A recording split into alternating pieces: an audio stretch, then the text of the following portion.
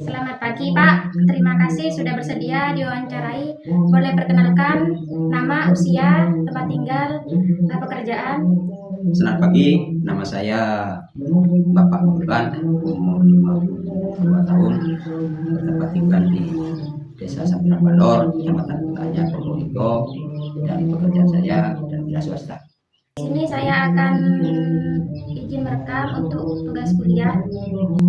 Sehari-hari Bapak menggunakan bahasa apa di rumah ini? Di rumah menggunakan bahasa Madura dan juga kadang-kadang ya campur dengan bahasa Jawa. Dulu waktu Bapak masih muda, bahasa yang dipakai di desa ini seperti apa? Ya sama kayak sekarang, itu pakai bahasa Madura campuran juga dengan Jawa, sama kayak yang sekarang ini dipakai. Bisa berikan contohnya Pak, bahasa Madura atau campuran yang biasanya Bapak pakai sehari-hari? Oh, di rumah itu biasanya itu kalau bahasa yang dipakai itu kan campuran, ada yang Madura, ada Jawa, contohnya kayak ngombe itu di rumah itu Maduranya itu kan minum, kadang-kadang dua bahasa itu juga sama-sama dipakai di rumah. Ada yang makan itu juga sama-sama dipakai.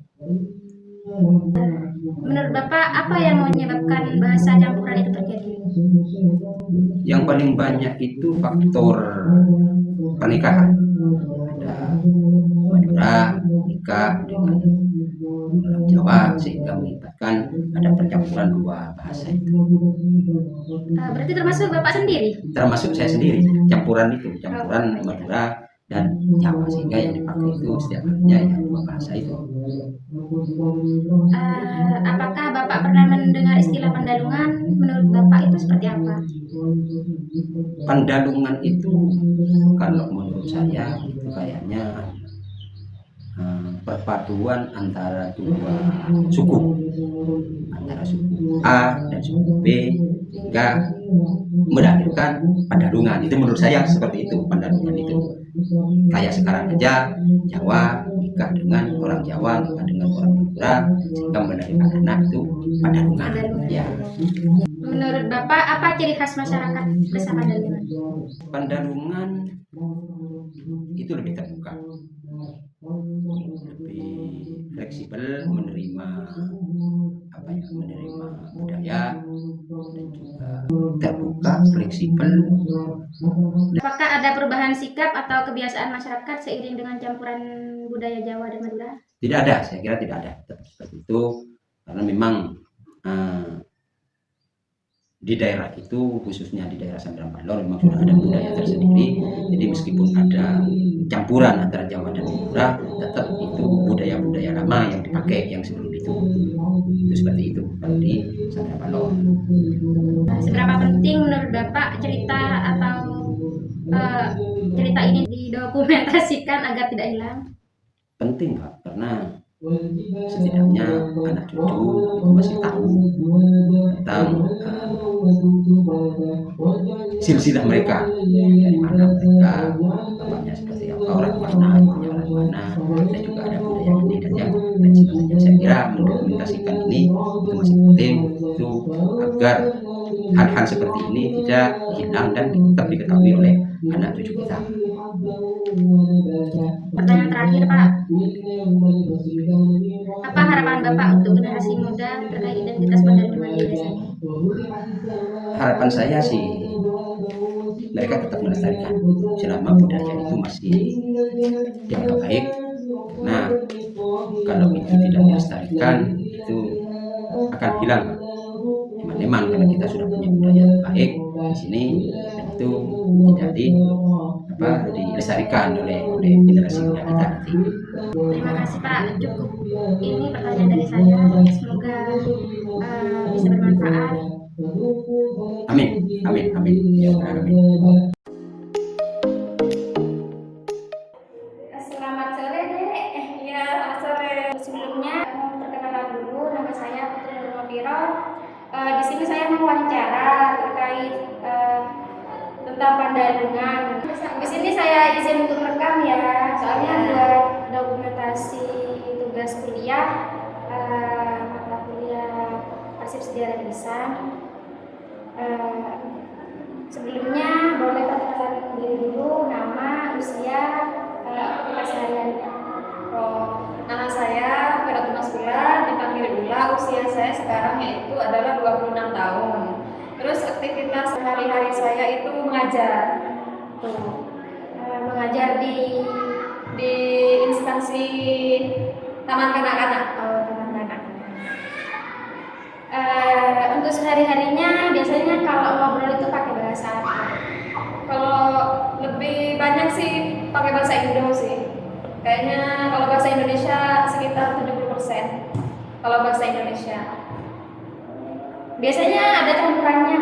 Ya biasanya bahasa Indonesia 70%, terus 20%-nya Madura, 10%-nya bahasa Jawa. Jadi ada campuran-campuran. Oh ya, Benar. untuk sehari-hari biasanya lebih suka ngomong pakai bahasa Jawa, Madura atau campuran, bisa kasih contohnya? Oh, kalau sehari-hari sih biasanya antara bahasa Indonesia sama bahasa Madura. Kalau Jawa biasanya sama teman-teman kuliah dulu sih lebih seringnya. Kalau sehari-hari lebih sering ke bahasa Indonesia sama Madura. Biasanya kalau ngomong bahasa Indonesia itu sama antar guru. Terus kalau udah pulang ke rumah baru pakai bahasa Madura gitu sih. Bisa kasih contohnya? Kalau di sekolah ya biasanya ngomong sama murid, ya gimana keadaannya hari ini nak, kayak gitu. Kalau udah nyampe rumah, ya mau makan aku gitu dah. Kalau campuran, Oh kalau campuran, ya gimana ya? Oh kedepanan nak kedepanan. Oh nggak ngerti kedepanan ya keadaan gitu sih lebih. oh iya. Kadang sering gitu sih anak-anak kan kadang Iya. banyak Maduranya sih daripada bahasa Indonesianya. Kira-kira kosakata bahasa Madura apa yang paling sering kamu gunakan? Yang paling sering sih kayak bahasa Madura, Ya. kayak ngakan, minum, kayak lebih bahasa Madura yang kasar gitu sih. Kalau Iya, bahasa Madura, huje. iya huje gitu. Kalau yang bahasa Madura harus nggak tahu. Bisa, Iya, iya. nggak bisa. Apakah teman-teman sebayamu di desa juga menggunakan bahasa campuran? Iya sih kalau bahasa campuran, tapi rata-rata bahasa Maduranya bahasa Madura kasar, bukan kayak engki, kayak gitu. Iya. Nggak tahu mereka. Lebih ke bahasa Madura, iya, huje gitu.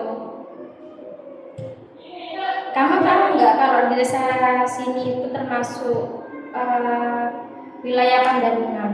Kalau kamu tahu dari mana? Oh, lebih tahunya sih dari Google sih.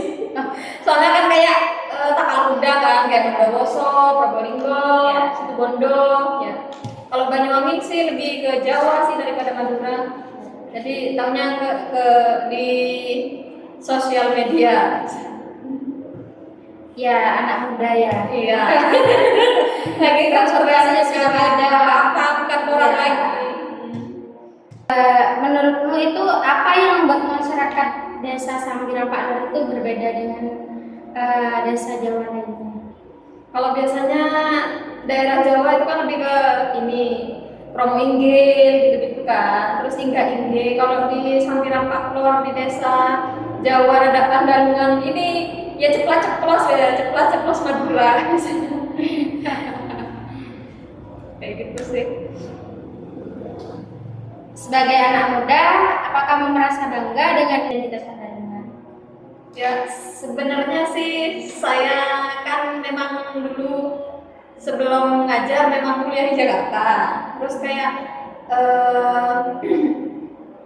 rada Madura gitu nggak dipakai di Jakarta gitu, rada malu. Tapi logatnya masih tetap ya, masih tetap Madura. Udah dari kecil memang Sudah campuran Jawa, Madura, Indonesia.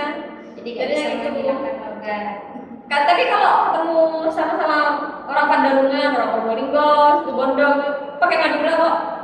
Pas masih kuliah di Jakarta itu. Menurut kamu tuh perlu nggak cerita dan bahasa orang tua tentang Pandalungan ini didokumentasikan? Perlu sih, soalnya kayaknya yang tahu Pandalungan ini cuma kayak Yang buat generasi ya. yang bukan sepuhnya kayak nggak tahu gitu. Iya. Taunya cuma di sini cuma Madura, padahal di sini Iya. bukan Madura asli gitu. Yang tahu kan cuma Gen Z Ya. gitu. Mereka nggak tahu di sini itu generasi apa, kayak gitu-gitu. Pertanyaan terakhir ya, misal kalau ada program pelestarian budaya kayak gitu, pelestarian budaya Pandalungan kayak gitu, apa kamu mau ikut berpartisipasi? Oh iya, nggak apa-apa. Soalnya di sini kayaknya masih belum ada gitu tentang Pandalungan gitu. Misalnya kayak apa? Kayak workshop gitu-gitu. Oh, iya. Ya mereka kan orang Madura kan kayak masih jarang ya bisa bahasa Tapi Jawa. kan kalau orang desa kan enggak. Iya, jarang gitu. Kayak lebih kayak pas waktu 17 Agustus gitu-gitu mungkin diadain acara kayak gitu. Apa entah itu cerdas cermat versi Jawa dan Madura kayak apa gitu. Kayak lagi ngetren itu cerdas cermat.